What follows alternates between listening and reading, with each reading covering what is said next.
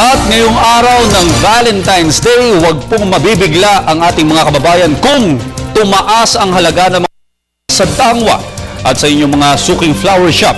Dahil sa Baguio City pa lamang kung saan nanggagaling ang mga ibinebentang bulaklak dito sa Luzon ay tumaas na ng 50% ang halaga ng mga ito. Kamahal. Dahil sa sobrang demand ng pag-aangkat ng mga fresh flowers mula sa Benguet at Baguio, unti-unting bumababa ang supply nito.